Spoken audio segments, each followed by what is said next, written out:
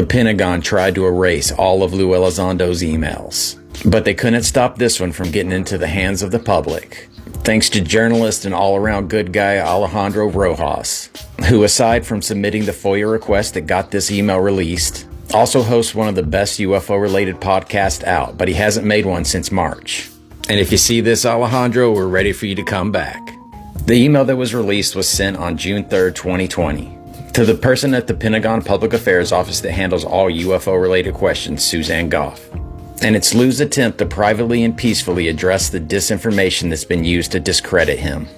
including claims that he had no assigned duties at AATIP when in fact he ran the program, which is a claim that Harry Reid has backed Elizondo on in this written memo. And then he reminds her that her predecessor at the Public Affairs Office, Chris Sherwood, informed Lou that they would set the record straight based on the Navy's recent admission of his involvement, and that their lack of action has caused them to lose faith in her and their office. He then goes on to list 16 people that could confirm his involvement in the AATIP program, including Harry Reid and Neil Tipton, who is a director of Defense Intelligence. Lou states that those individuals are just a fraction of the people that can substantiate his role in AATIP, and that he could provide a list of other individuals that have received briefings from him in the following departments: the CIA, the Department of the Army, the Department of the Navy, the Office of the Director of National Intelligence, and the United States Senate. He also provided many in-person official briefings for senior OSD staff, and was accompanied by military pilots and other personnel that were involved in UAP incidents. He then states that he's been patient for well over a year, and that their inaction is contributing to unnecessary misunderstandings and mistrust of both the department and himself. And although he was hopeful that the truth would eventually come to light, if they were unable or unwilling to correct the record regarding his involvement in the government's UAP program,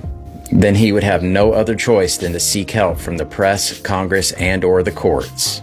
And his patience officially ran out on May 3rd, 2021, when he filed a 64-page complaint to the DoD Inspector General's office,